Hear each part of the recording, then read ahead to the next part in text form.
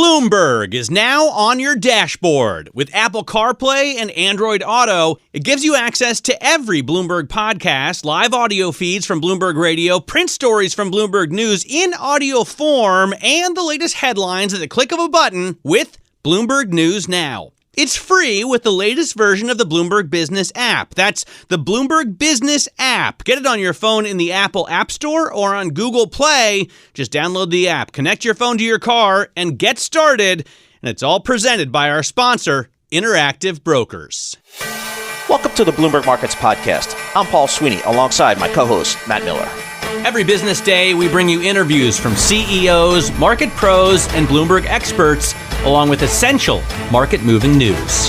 Find the Bloomberg Markets Podcast on Apple Podcasts or wherever you listen to podcasts and at Bloomberg.com/podcast. Let's get to George Ferguson right now because he is the expert on Boeing, on aerospace, on the airlines. He's from Bloomberg Intelligence.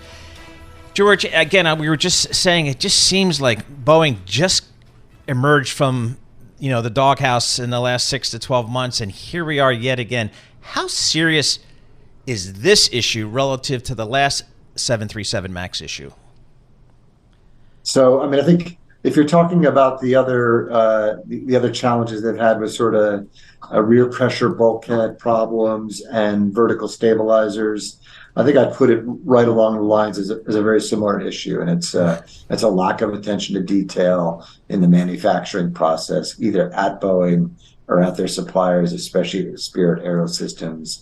It's been really nagging them, and they've got to get down there at Spirit, and they've got to help them nip this in the bud and stabilize production so they can build all those airplanes they're supposed to build this year and continue the recovery.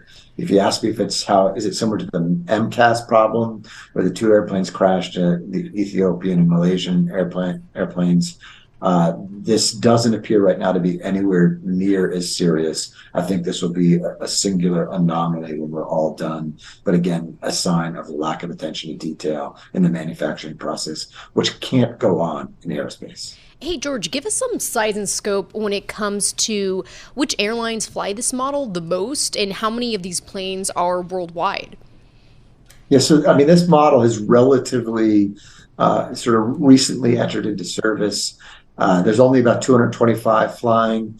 The big flyers of them are United, as you mentioned earlier, Alaska, and then Copa out of Panama, and then Aeromexico has some of them too. There's a bunch of small flyers of them. But Copa is another key Boeing customer, right? Copa is an all Boeing 737 fleet. They do a great job of helping people transit between North and South America via their hub in Panama. You don't want to tick your most important customers off, and having quality problems doesn't help that. George, I'm flying a 737-900 from Friday from Newark to Aruba, so I want you to take care of that for me, please. Go check on that plane personally, make sure it's all set to go on Friday, because I need that plane to leave here. Aruba. Exactly. But, George, you can't have quality issues in aerospace industry. You just can't. It's like a zero tolerance kind of thing. Exactly. How is this kind of happening here? I'm just surprised that we're having these types of issues, and with this kind of it happens, seems more than it should. Yeah, agreed. I think that it's a function of the setup going into the pandemic, and the U.S. labor market, right? So I think we had this MCAS problem with the MAX. They were grounded around the world. If you were working at Spirit Aerosystems or Boeing, it was pretty depressing times. As you were sort of fixing that problem, we went into a pandemic. Air travel went to zero. Almost zero, let's call it. And so I think if you're sitting there at Spirit Aerosystems working in airplanes, you thought this might not be a career that's a long-term career. So I think they've had a lot of turnover. And Boeing's had the same. And both companies said, look, we got to cut costs. We may need to send some senior talent home, give them buyout packages, whatever. So I think both of these companies have seen a lot of turnover in employees. And when you have that, you have to train the new ones, and it just takes a while, right? And so I think both of them need to look at their training programs and their safety programs and dig deeper on that. I feel like this wasn't something that happened to Airbus because Airbus didn't go into the pandemic with a problem with their primary, aircraft, the A320, their big people mover. And I think Airbus probably did a better job of managing supply chain and the European industry managing supply chain challenges during the pandemic.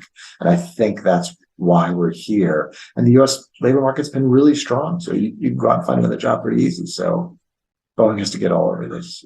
Spirit does too. George, it's John Tucker. Quick question for you. Will you explain what the door plug is? The fuselage comes with the ability to put in a door if the configuration requires it. How does that work?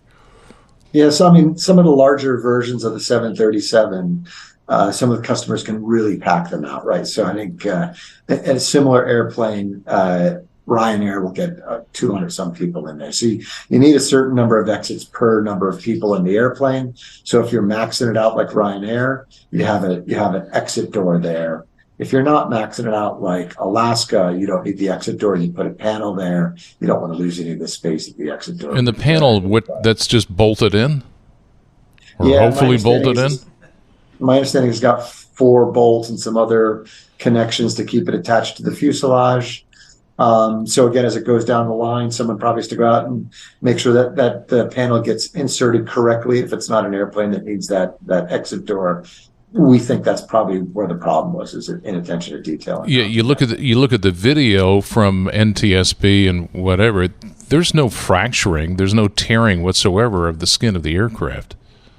Agreed. The silver lining to this story is that it does not look like any structural problem. Like you said, it looks like a pretty clean breakaway. And that indicates to us that it was just either the fasteners were faulty.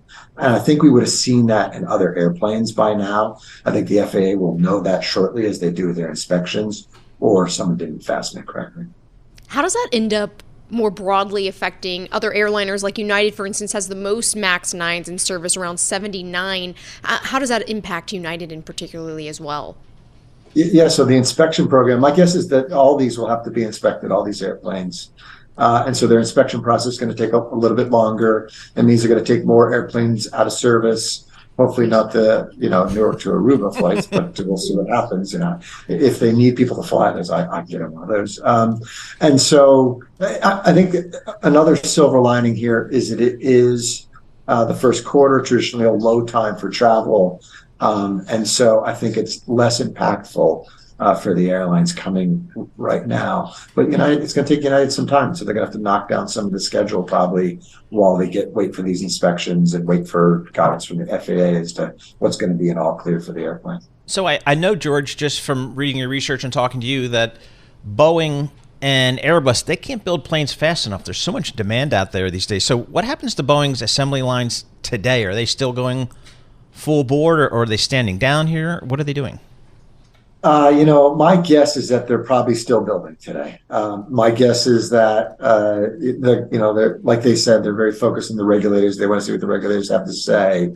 They probably looked closely at this particular station on the line and want to make sure that it's stable. They could even build 737-8s, which don't have this door and wouldn't have any limitations at this point. So my guess is that the production continues.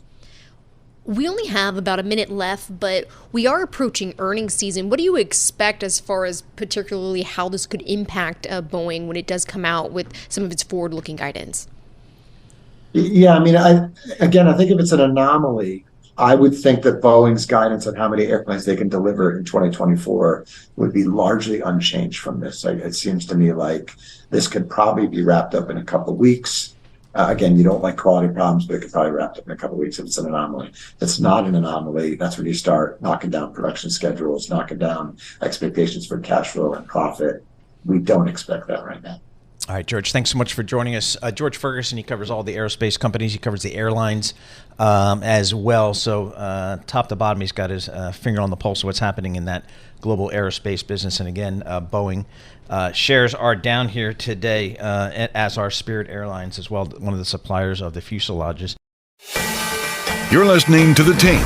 Catch our live program, Bloomberg Markets, weekdays at 10 a.m. Eastern on Bloomberg Bloomberg.com, the iHeartRadio app, and the Bloomberg Business app. Or listen on demand wherever you get your podcasts. I want to get straight to our next guest, Mark Newton, who is Global Head of Technical Strategy over at Fundstrat Global Advisors. And I have to point out, he's been very spot on with his calls. So if you rewind and think back to the fall of 2021, this was right before the NASDAQ 100 peaked out, as well as the Russell 2000, and of course a couple months before what happened with the S&P 500 hitting ultimately its record that was about 2 years ago. But he was already concerned about the trajectory of stocks well before a lot of those geopolitical issues happened at the beginning of that year, and then also had he had around a 4,700 price target for the S&P 500, so pretty close there where the S&P 500 finished the year. But Mark, thanks for joining us. It's always great speaking with you. I want to get your thoughts firstly on what's your outlook for equities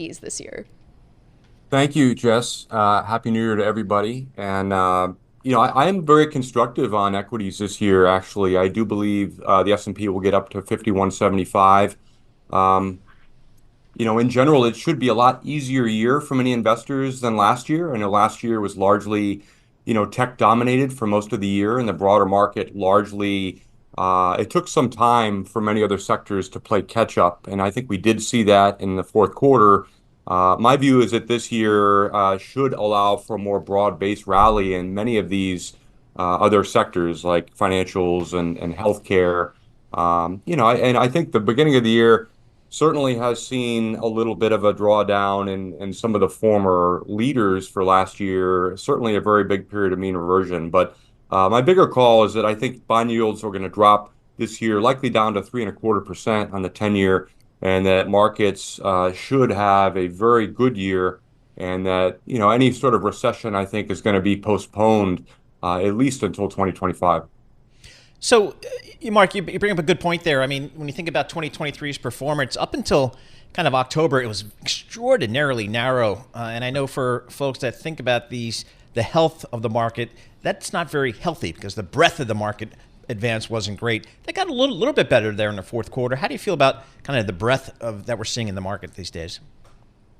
Well, I think the breadth recently has been, at least over the last couple of months, has gotten almost so good that it merits, thinking that we probably will see some consolidation in the first quarter of this year. I don't think we can just continue to go straight higher. We have nearly 90% of all stocks right now above their 50-day moving averages and about 75% above their 200-day. But important to mention that we've seen one of the quickest moves from a very low level of breadth to a very high level of breadth in a very short period of time. And for me, that's very encouraging towards thinking that, we're seeing this broader based recovery in risk assets, still at a time when a lot of the institutional investors are not as enthusiastic about risk assets by, gauged by cash on the sidelines or just the ongoing wars that we're seeing and a lot of reasons to be concerned. But in general, it's a healthy time. I just think we probably need some backing and filling. With what you're seeing, especially underlying when you're looking at, say, small caps that have taken off, especially over the past couple of months after getting hit hard, not just last year, but over the past couple of years. And then, of course, bank stocks, which had gotten hit hard last spring, but had seen obviously a lot of improvement over the past 2 months. Do you think that still has legs there? Like, what are the technicals telling us when it comes to the small caps and some of those value corners of the market like banks? Yeah, thanks. I do think that small caps have a window for outperformance this year. A lot of that should be predicated on rates pulling back further, which can be helpful to this area. As you know, and most investors know, the small cap sector has been a very difficult spot over the last decade. It's important that we saw a brief period in 2020 when they showed very good outperformance, but largely it's been a very big time for large cap growth. And I think that initially, as we see rates start to really accelerate to the downside, that's going to be a time when small caps outperform, which is probably a 6 to 8 month window this year where we see some decent outperformance. Financials, that is sort of a mixed picture, and I'm not bullish on financials for the year. I'm more neutral, but I do think that they can work. We've seen the yield curve get a lot less inverted. And I think, through the stress tests we've had over the last decade that, the balance sheets are in very good shape, but, still tough for a lot of these regional banks. It's going to take some time. We've seen a very good move off the lows. I would argue that's probably not the best area for immediate outperformance, but certainly I'd be a big buyer on the backing and filling.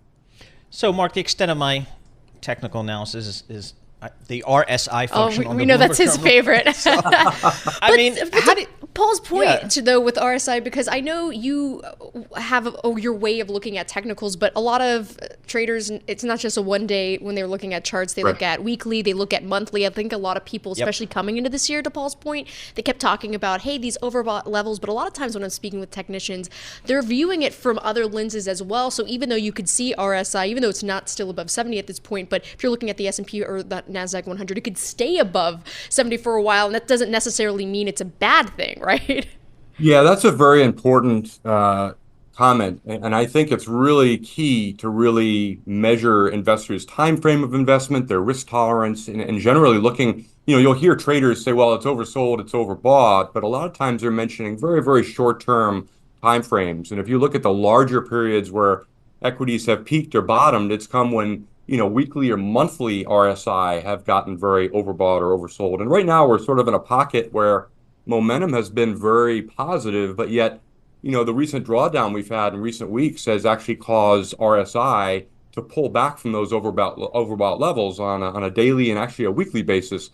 So, and I'm a little more encouraged, I think for the year, just because I don't view momentum as being all that overbought per RSI. But the divergences are really the most important, way to use technical analysis in my view, and use momentum. It's not that when things get to overbought, you want to sell. It's really when you see repeated stabs at new highs in prices where momentum does not follow and starts to move down. And that can be sometimes a warning sign. And really in both directions. Price moves lower. You want to watch for weekly or monthly RSI to hold and not make new lows. These divergences are really sort of the bread and butter of how many technical analysts really use, RSI. How about volume? What's the volume you've been telling in the equity markets and the bond markets recently? Well, volume certainly is very important. I would view more so on a single stock basis than how I look at the markets. There's just a lot of ways to measure volume, and particularly all the different, we've heard about these record inflows, and that would seem to be a very positive thing, but yet markets have been selling off. So volume is probably, not as helpful for day-to-day decisions for investors when looking at the broader indices.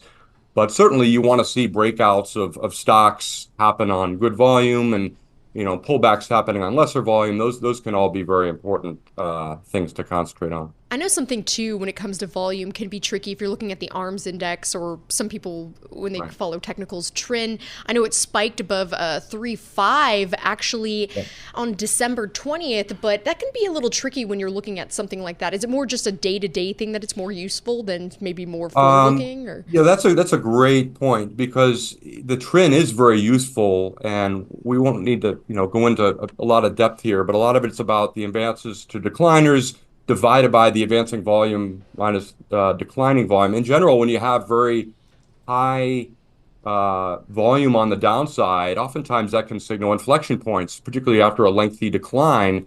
If all of a sudden you see people rushing in to sell and the declining volume is very, very heavy, that can be important in marking bottoms.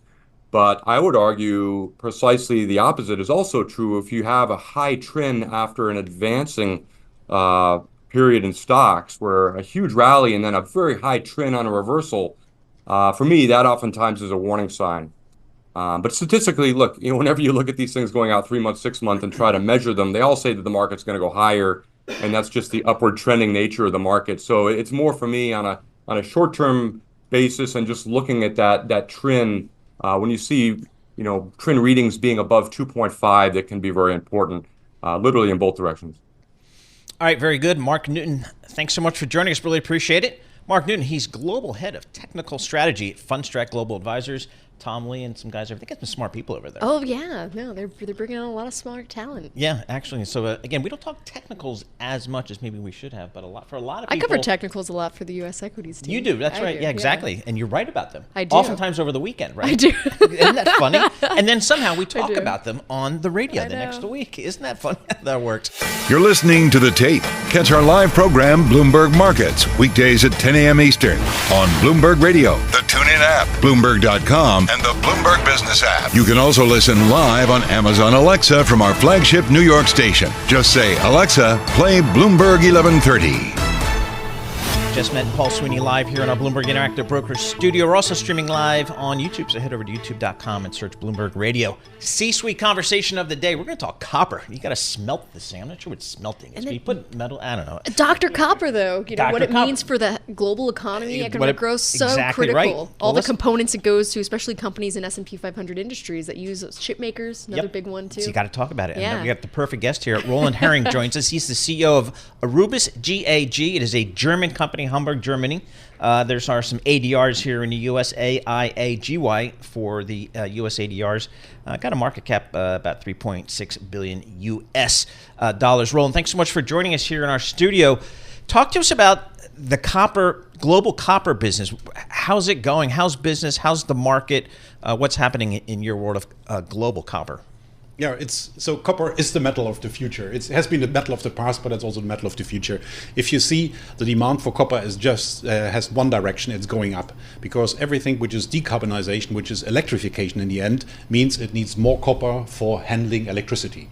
So we see in e-mobility 3 times more copper in a car than in a conventional car. You see digital, you see renewable energies, and so on. So copper is really the perfect metal for the renewable energy sector. And we as Aurubis, we are the largest producer of copper in Europe. We produce about 1.1 million tons of copper cathodes. And the major product that we supply is starter stock for the cable industry. Okay. And cables are everywhere. What works today without electric cables and electric supply, if it's digitalization or even energy supply? So we have a very positive business environment already today, and I'm very bullish about the future, combined also with the circular economy, the recycling part, where we're also leading with our technology. So all good for Aurubis. Well, thinking about the mining industry particularly, because they have highlighted how vulnerable some of the supply can potentially be, some of that related to some geopolitical issues, also different public protests that forced one of the biggest copper mines to actually close briefly in the last month or two because of that. But how does that, do you think, does that impact the outlook for what that means for the demand globally for copper? Or is that something that's more idiosyncratic? There is a lot of copper, and the advantage of copper is there are many different mines. So even if the big one, if you take this case in Panama, where we probably refer to, even this mine has just a small percentage of the global supply. So there's not the dependency of the industry and of Aurubis from one single mine, which means we are diversified, also for technical reasons, and hence we have alternatives really easy to switch on, and we can compensate for any shortfalls. And it's quite typical, if you look in the copper industry, that there are some issues with mines. That's like in large industrial installation, you always have challenges. So therefore, in the projections for the supply and demand for copper concentrates to the smelter industry, there is always a certain disclaimer of mines which have some disruption, some technical problems, some whatever problems. And if this is factored in, you see that the copper concentrate market is balanced. That means what the smelters need is being supplied by the mining industry. So we have enough supply and good quality supply for the way forward. Talk to us about you're based in Hamburg, Germany. Most of your business, it's a global business, but talk to us about the investment you're making, have made, continue to make here in the U.S. and Georgia. Yeah. So the investment in Georgia is a big step for us to bring this technology of a large recycling plant of multi-metal recycling materials into the US market. We're doing this in Europe, and the investment in Georgia is part of our $1.7 billion investment package. And in Georgia alone, we are investing about 750 million euros. We are investing in strengthening our core business, which is multi-metal production, recycling and producing multi-metals, all the industrial metals and precious metals, and also growing The second pillar is growing in recycling, where this investment in US is the big part of. And the third thing is sustainability and decarbonization. So investing in renewable energy, investing in solar-powered energy, electricity generation, and also improving our environmental footprint even further. So these are the three pillars, and US is a very important part of our investment package going forward. And it's the first step that we're going here to do in Augusta as we talk. So many economists, as you know, came into last year so gloomy about the trajectory of where U.S. economic growth would be, as well as globally. But when you look at the direction of copper prices, what do you think this tells us about the global economy and how healthy it is right now? Yeah. So if you think about, you mentioned this Dr. Copper, I think there is a lot of talk now, where is the copper price going to be?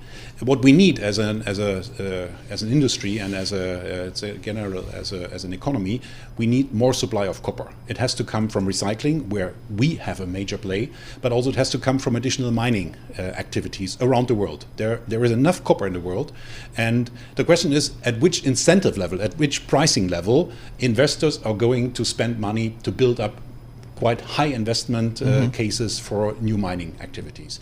So I don't predict any metal prices going forward. I can't just be wrong, but the demand is there, and the demand will grow in the coming years by millions of tons, which means there is a good incentive also for a good rationale for higher copper prices going forward. What are the top 2 or 3 kind of customers you have for your company? Just give us a sense of who your customers are. So the major customers that we have are the cable manufacturers. So Okay. we are converting the copper that we produce mainly into the starter stock for the cable industry, Okay. which is called wire rod. It's a standardized 8mm copper wire, and companies like the Prismians, like the Kofi Cups, like the Leonis, they are our major customers for these materials. And then they make all kind of cables for all kind of installations out of those. What are you hearing from your customers right now as far as when it comes to demand? It's really interesting. We see an increasing demand from our customers. So this electrification, this decarbonization drives our industry, our customers, and hence also us. And we have a first quarter. Our fiscal year starts in the 1st of October. So we have, from a demand point, a good quarter behind us. And we have some very good quarters ahead of us, given the contracts and the discussions that we have with customers. So our customers, our cable manufacturers, again, that's the major part, they are bullish about the demand going forward, and they secure capacities for the future. Do you have business in China? No. No business in China. No business in China. Because that's atypical for a German company. I know one of the reasons people are concerned about the German economy overall is that they do a lot of business with China, and the growth just isn't there. What are some of the other areas of the world that you're investing capital right now? So we are investing in Europe, which is our home turf, Yep. as we have started there 156 years ago, Okay. our business in Hamburg. So we are investing massively in Europe, which is the major part of our 1.7, and then US. These are the 2 focus markets, the 2 focus regions we are investing now. But we are not excluding anything. Why is that for Europe and the US versus not China? Because we know, first of all, it's markets that we know, where we have our base and where we can grow from. And we have very stable conditions and also positive outlooks in both regions. That's why we are focused, and you have to put it in perspective. Aurubis is not a giant, it's not a big company. We have to put a focus. So to invest 1.7 billion in growth for our company is a big step, it's a big commitment, and we have to deliver. So we make this promise, and we're going to live on this promise. And then I don't exclude any other regions at the world at this point in time, but in the moment we have to focus on the US and on Europe. Right. And is that also part of why China's been tightening its grip on copper? Is that part of the reason why it's just harder to try to invest, to your point, in that area? For China, copper is also a very important metal. If you see, they rate copper as one of the indicators of progress. And they have invested strategically and driven by the government over many, many years now into the copper production. And China today represents 45% of the primary copper, of the smelting capacity in the world, and they continue to expand. Yet, given this high local capacity, China is still an importer of copper, of the metal, not just concentrate of the metal itself. So the economy in China is huge, and also with their major focus on renewable energies and also on electric vehicles, their demand is going to continue to rise, but they will continue also to invest in their industry. So that's where they stand. Roland, thank you so much for joining us. Really appreciate it. Roland Harings, CEO of Aurubis, GAG. They are based in Hamburg, Germany, but he's in the States here seeing some investors, and I'm going to go down to Germany where they're investing a lot of money in a plant down there in, where's it in Germany? In Hamburg. Yeah, but where in Georgia? I'm sorry. In Augusta. Augusta. There's a golf course there. There's a golf course there. There's a golf course there. All right, we appreciate looking at that right now. You're listening to The Tape. Catch our live program, Bloomberg Markets, weekdays at 10 a.m. Eastern on Bloomberg Radio, the TuneIn app, Bloomberg.com, and the Bloomberg Business app. You can also listen live on Amazon Alexa from our flagship New York station. Just say, Alexa, play Bloomberg 1130. There's some legal stuff coming up here. Some of these things, their patents don't last very long, and there's some stuff going on out there. So we figured let's check in with Rania Sedhom, managing partner, Sedhom Law Group. Rania, talk to us about kind of what are some of the issues with these weight loss drugs in terms of, patents and competition, similar drugs out there. What are you looking at? Well, interestingly enough, Novo Nordisk's patent is set to expire in 2026, and companies don't want to wait until 2026, and apparently neither do consumers. And one company out of China, Huadong Medical, I apologize if I mispronounced that, sued in China and won and invalidated Novo Nordisk's patent. However, Novo Nordisk is upset about this and is currently appealing the decision. So stay tuned to determine when generics will be available to all. Is there any sort of clear timetable of when that could be? I couldn't give you a clear timetable even in the United States. The courts are clogged and busy and things take a lot of time. I have no idea, but I don't think a year is a long time. That much I can say. Okay. Yeah, a buddy of mine's actually talking about the courts being clogged. He's an attorney in New Jersey. Stuff that has been on his books for like 6-7 years is now just coming to trial because A, they're backed up from the pandemic, and B, there aren't any judges.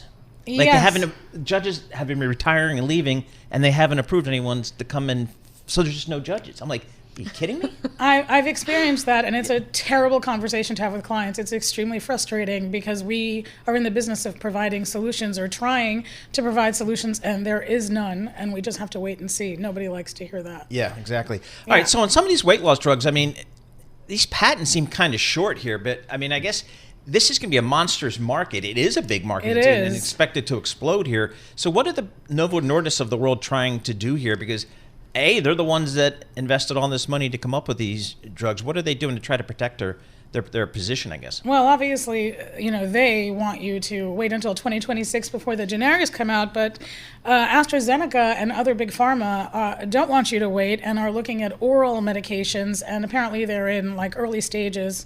And we'll see when they are made available. But the most, interesting thing that's happening right now, at least in my opinion, are these compounding pharmacies. So compounding pharmacies are allowed to, by law, change formulas and create new drugs for specific patients or to assist with shortages. And we do have a shortage. Apparently it's global, but they're not using approved drugs. So the semaglutide, I think that's how it's pronounced, they're using a non-FDA approved version of it. And at least one state, the state of Virginia, is worried that there could be some health risks associated with the ingesting of it.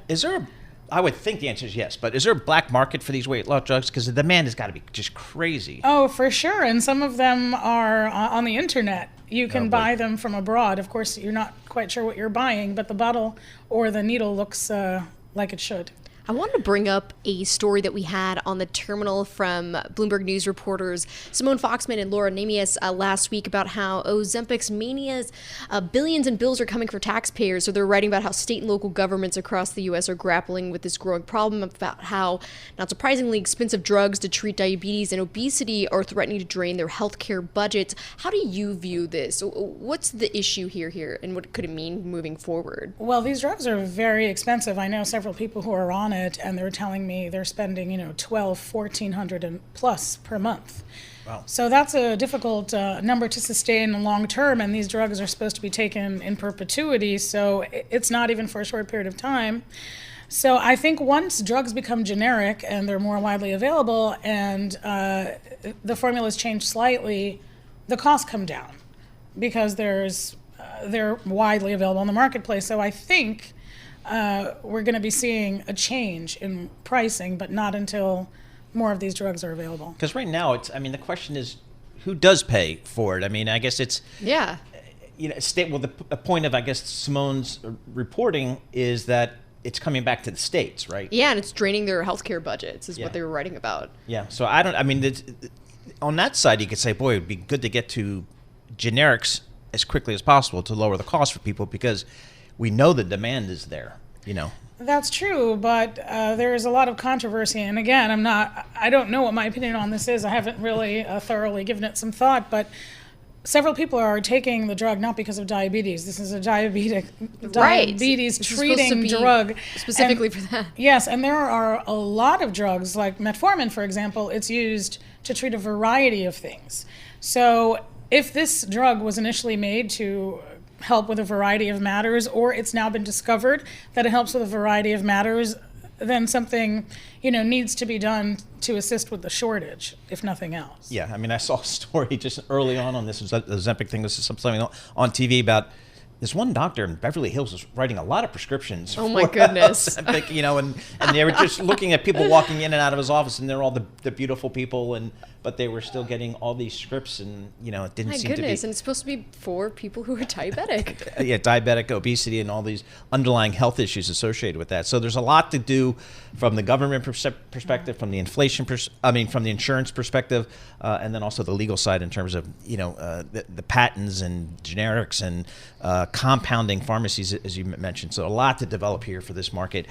So we'll stay on top of that, of course. Rania Sedhom joins us, and we appreciate getting her time, managing partner at Sedhom Law Group. So I don't know anybody who's taking these. I personally do not either. I do not. Maybe they do. Maybe they haven't told me that. They don't want to tell me. Maybe it's just something like that. They're doing it under the radar.